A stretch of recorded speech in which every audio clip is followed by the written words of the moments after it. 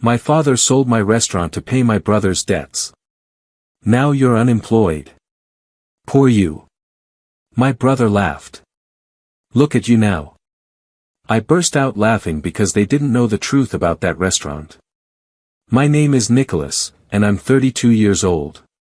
And this is the story of how my own family tried to ruin my life, but ended up ruining their own. I grew up in a family where there was always blatant favoritism. My parents, Hugo and Nora, never openly admitted it, but it was more than obvious that my younger brother, Sebastian, was the favorite of the house. He was 2 years younger than me, but from a young age, he always received everything he asked for without having to put in much effort. When I asked for something, my parents would tell me that I had to earn it or that there wasn't enough money. But when Sebastian asked for the same thing, the resources would suddenly appear out of nowhere, and he would get it just like that. The difference in treatment was so evident that even the neighbors noticed. I remember once the lady next door asked my mom why I was always working in the garden while Sebastian played video games. My mom got very upset and told her that each child had different responsibilities and that it was none of her business how they educated their children. When I turned 18, I made the most important decision of my life. I decided I wasn't going to wait for anything from my parents anymore and that I would build my own path without depending on anyone. I finished school, and instead of going to university as everyone expected, I got a job at a small neighborhood restaurant. My parents were extremely disappointed when I told them my decision. My dad, Hugo, told me I was wasting my life and that I would never amount to anything if I didn't get a university degree. My mom, Nora, told me I was embarrassing her, because what would her friends say when they found out her oldest son was a mere dishwasher? Sebastian, who was 16 at the time, laughed in my face and told me I was a failure, that I would never achieve anything important in life. His words hurt me, but at the same time, they gave me more strength to prove them wrong. My first job was exactly that, a dishwasher in a family restaurant called El Sabor de Casa, the Taste of Home. It was a small but cozy place where they served homemade and traditional food. The first few months were very tough. I worked 8-hour shifts washing dishes non-stop. My hands would crack from the hot water and soap. I would come home exhausted, with swollen feet and a sore back, but I never complained because I knew this was just the beginning. Another 2 years passed, and I was still working at El Sabor de Casa. By then, I was a line cook and had learned a lot about running a professional kitchen.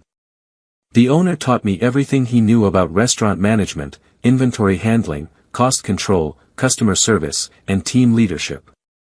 He treated me like the son he never had, and I saw him as the mentor I always needed.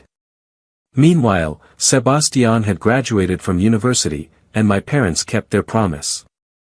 They sold a piece of land they owned and invested all that money in helping him set up his own import and export company.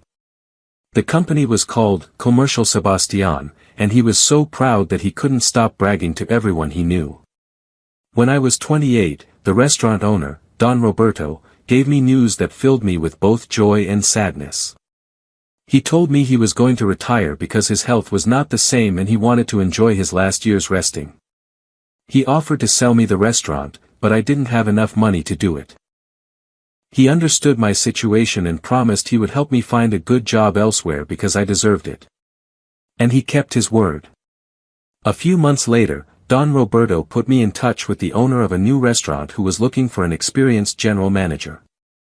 The restaurant was called Los Delicias de Nico, Nico's Delights, and the owner was a foreigner who had invested a lot of money in this business but didn't live in the country and needed someone trustworthy to manage it completely.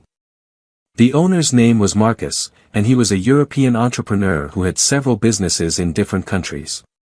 He came personally to interview me and was very impressed with my experience and passion for gastronomy. He offered me the position of general manager with an excellent salary and complete autonomy to manage the restaurant as I saw fit. I accepted immediately because it was the opportunity one had been waiting for years. I started working at Los Delicias de Nico, and it was like starting a new life. The restaurant was much larger and more elegant than El Sabor de Casa. We had a capacity for 100 people, a modern kitchen with state-of-the-art equipment, and a team of 25 employees, including cooks, waiters, bartenders, and cleaning staff. Marcus gave me total freedom to create the menu, hire staff, set prices, and manage all operational aspects of the business. He only wanted monthly financial reports and for the restaurant to be profitable. I threw myself body and soul into that project because it was my chance to show everything I had learned over 10 years. The funny thing is that the restaurant was called Los Delicios de Nico and my name was Nicholas, so technically the name was a huge coincidence that I found amusing. One day, while reviewing some documents in my office, a somewhat twisted idea occurred to me. What if I told my family that I was the owner of the restaurant? Technically, it wouldn't be a complete lie because I managed it as if it were my own, but it wouldn't be the truth either because the real owner was Marcus. The idea seemed interesting to me because I wanted to see the reaction of my parents and especially Sebastian after so many years of ridicule and scorn. At that moment, I had no idea that this little lie would trigger a series of events that would change my life forever. I decided to execute my plan one Sunday when I went to visit my parents, as I did every 2 weeks.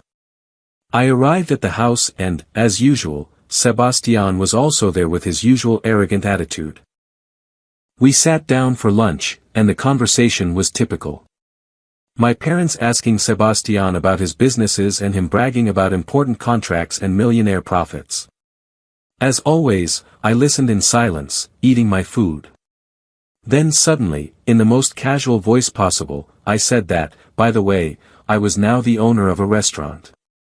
The silence that followed was so profound you could have heard a pin drop. My parents stared at me with wide eyes, and Sebastian stopped chewing with a piece of meat halfway to his mouth. My mom, Nora, was the first to react and asked me if I was serious. I nodded, trying to maintain a neutral expression. I told them that after so many years working in the industry, I had finally managed to buy my own restaurant. My dad, Hugo, asked skeptically how I had gotten the money to buy a restaurant if I was just an employee. I explained that I had been saving for years and had gotten a loan to complete the necessary amount. Technically, I wasn't lying about the years of work and experience, I was just omitting some details. Sebastian looked at me with an expression of disbelief mixed with rage, as if he couldn't accept that his brother, the dishwasher, had achieved something like this. I could see his jaw clenching and his hands balling into fists. Finally, he said sarcastically that nobody cared that I owned a restaurant. Besides, he said he didn't believe me. I replied that it was the truth and that if he wanted, he could see for himself. He accepted the challenge immediately. That same afternoon, we agreed that the next day I would take them to the restaurant so they could see it. And so it happened. When we arrived at the restaurant and they saw the establishment, I noticed my parents' surprise. It was an elegant place with a modern and well-maintained facade. We went inside, and several of my employees greeted me respectfully, calling me boss. I greeted them cordially and introduced them to my family. I gave them a complete tour, showing them the dining room, the kitchen, the storage areas, and even my office, which had my name on the door. I could see Sebastian observing everything with a bitter look on his face, while my parents seemed genuinely impressed. After the tour, I took them to the best table in the restaurant and ordered the special menu to be prepared for us. During lunch, my parents asked me many questions about the restaurant. How many employees did I have? What was the capacity? How had I gotten the location? I answered all their questions with half-truths, because technically everything I said was true from my position as manager. When we finished eating and were saying goodbye, my mom said something that seemed strange to me. She congratulated me with a smile that didn't reach her eyes and told me how good it was that I had finally achieved something in my life. My dad simply nodded and patted my shoulder without saying anything. Sebastian left without saying goodbye. During the following weeks, my family didn't bring up the topic of the restaurant again, and I continued with my normal work routine. I thought my little lie would end there and that I had simply shown them that I too could succeed in my own way. But things changed drastically a few weeks later. One day my parents called me to say they needed to talk to me about something important. I went to their house that same night, and when I arrived, I noticed that Sebastian was also there with a downcast expression, very different from his usual arrogance. We sat in the living room, and my dad began to speak. He told me they had a very serious problem and needed my help. It turned out that Sebastian's company was in serious financial trouble. He had made bad investments, trusted partners who scammed him, and had taken out loans that he now couldn't repay. The situation was so dire that the company was on the verge of bankruptcy, and creditors were pressing to collect. My mom started crying as she explained that they had used all their savings to help Sebastian pay some debts, but there was still a lot of money missing. My dad said they had thought about selling the house, but that wouldn't be enough to cover all the debts. Then, they both looked at me with a pleading expression and asked me to help them. They said that since I now had a successful restaurant, I surely had a good income and could lend them money to save Sebastian from bankruptcy. My brother, for the first time in his life, looked at me without arrogance. He seemed genuinely worried and scared.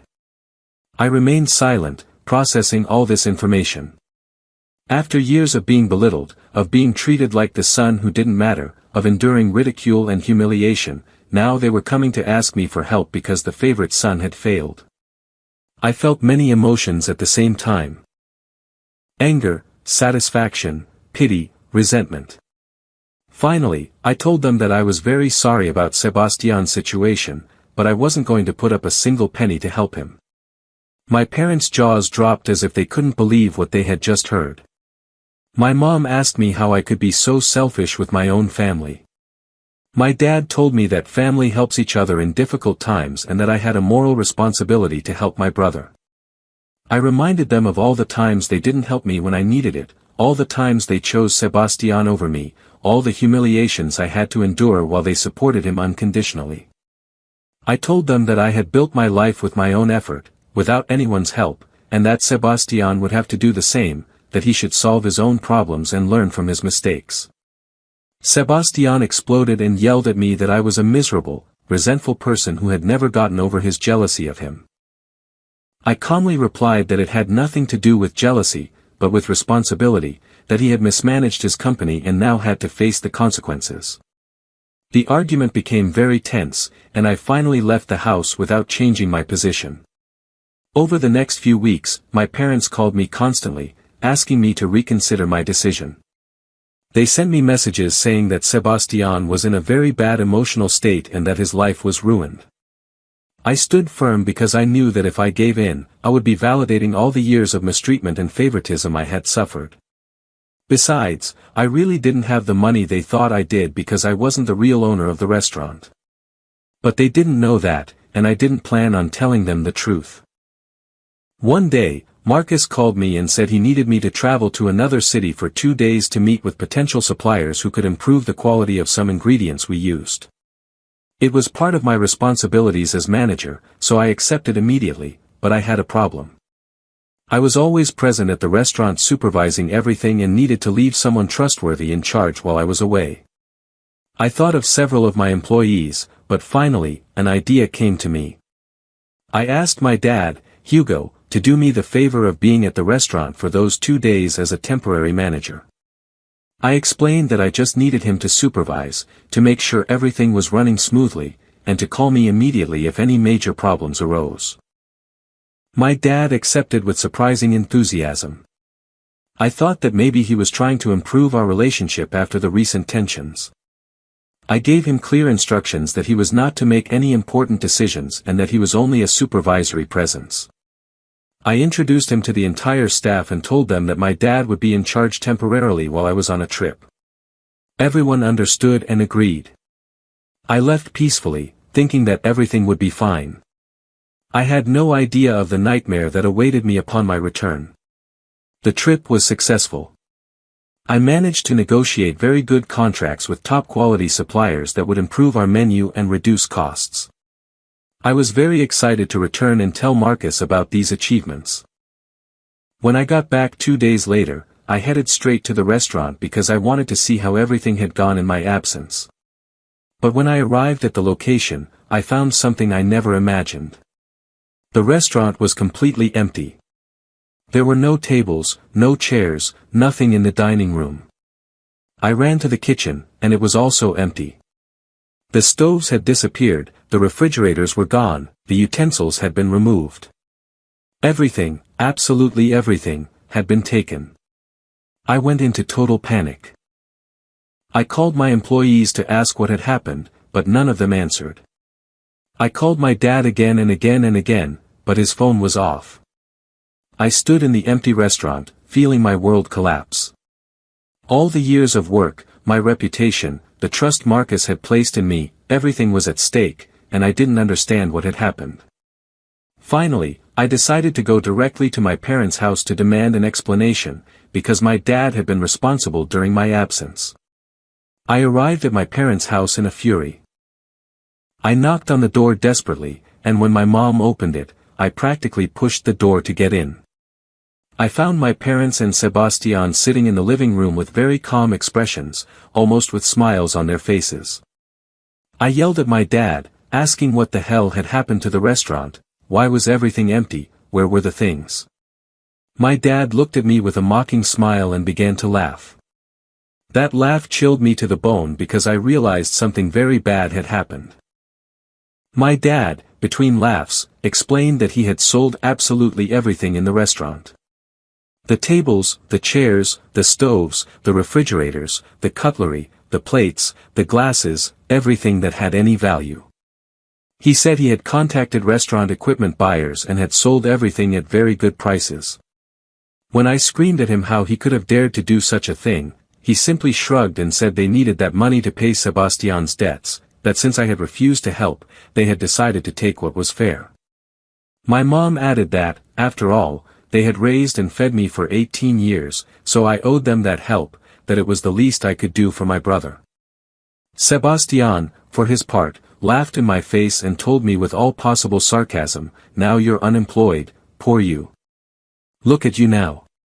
It was in that moment that I realized what they had really done. They thought the restaurant was mine and that by selling everything, they were punishing me for not helping them. They thought they had left me with nothing and felt victorious. My dad told me I no longer had a restaurant and that I was in ruins, just like Sebastian was before they helped him. The three of them laughed at me as if it were the best joke in the world, but then something inside me clicked. The whole situation was so absurd, so ironic, so perfectly disastrous, that I couldn't help it. I burst out laughing. I started laughing so hard my stomach hurt. My parents and Sebastian stopped laughing and looked at me, confused. My mom asked me what was so funny. My dad told me to stop acting like a crazy person, but I couldn't stop laughing. I was laughing because they were finally going to get exactly what they deserved after so many years. I was laughing because their plan to punish me had just become their own condemnation. When I finally managed to control my laughter, I looked at the three of them and told them with the biggest smile of my life that there was one small detail they forgot to consider. That restaurant wasn't mine. I never explicitly said I was the owner. I just said I had a restaurant, and they assumed the rest. The truth is, I was the general manager, the one in charge, the administrator. But the real owner was a foreigner named Marcus who had invested all his money in that business. Their faces changed immediately. Sebastian's smile vanished. My mom turned pale. My dad was left with his mouth open, unable to utter a word. I told them to keep laughing, to enjoy their victory, because the consequences of what they had done would come very soon. Sebastian was the first to react and started yelling that I was a liar, that I had tricked them, that this was all my fault for pretending to be the owner. My mom started crying, saying how could I do this to them, why did I lie about being the owner? My dad looked at me with a mixture of terror and rage.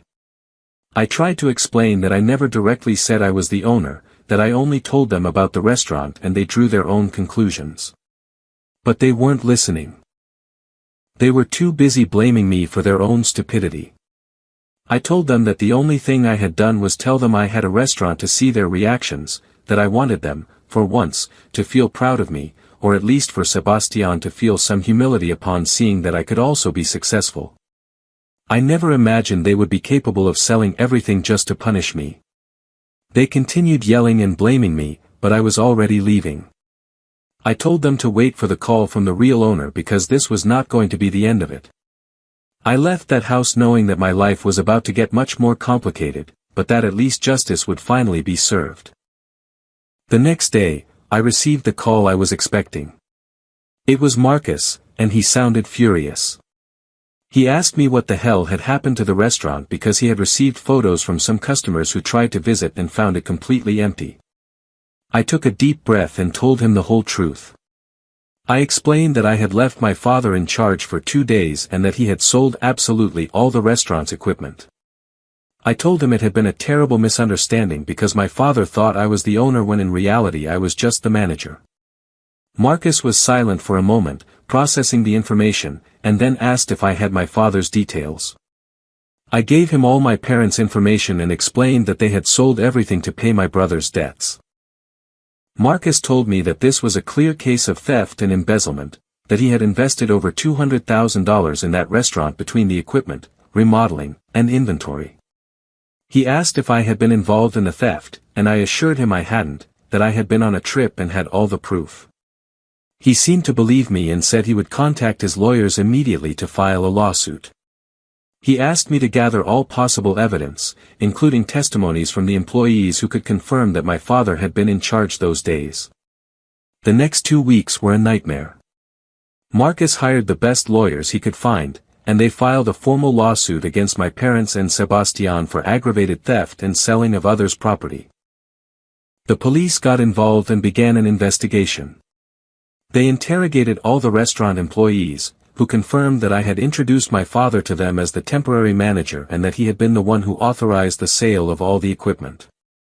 They also tracked down the buyers who had acquired the equipment and recovered some items, although most had already been sold to third parties. My parents tried to argue that they thought the restaurant was mine and therefore had the right to sell things to help their other son. But Marcus's lawyers proved that this was not a valid defense. Even if it had been my restaurant, they had no legal right to sell anything without my authorization. Furthermore, they found evidence that my father had forged my signature on some sales documents to make it seem like he had authorization. That made their legal situation much worse, because now they also faced charges of document forgery. The trial was quick because the evidence was overwhelming. My parents and Sebastian were found guilty. The judge ruled that they must pay full compensation to Marcus, which included the value of all the stolen equipment plus damages for the temporary closure of the restaurant. The total sum was almost $300,000. Since they didn't have that money and refused to sell their house to pay, the judge had no choice but to sentence them to prison. My dad, Hugo, received 4 years. My mom, Nora, 3 years for complicity, and Sebastian 2 years for profiting from the stolen money, knowing its illicit origin. I watched them being taken away in handcuffs after the sentencing. My mom was crying inconsolably. My dad looked at me with pure hatred. Sebastian simply hung his head in defeat. I didn't feel joy or sadness, just a deep sense of justice. They had made their decisions, and now they were paying the consequences. Several relatives blamed me for not helping to pay the compensation to keep them out of jail, but I stood firm. It was not my responsibility to save them from their own stupidity and greed. Marcus surprisingly decided to give me another chance. He recognized that I had had nothing to do with the theft and that I had been an exemplary employee all those years. He helped me re-equip the restaurant, and we reopened it 3 months later. Los Delicias de Nico was back in business with the same success as before, even better because the publicity from the case attracted many curious customers. Marcus was so grateful for my loyalty and my work during the crisis that he offered to make me a minority partner in the restaurant. I accepted immediately and finally became a real co-owner. Life has many twists and turns, and in the end, the truth always comes to light.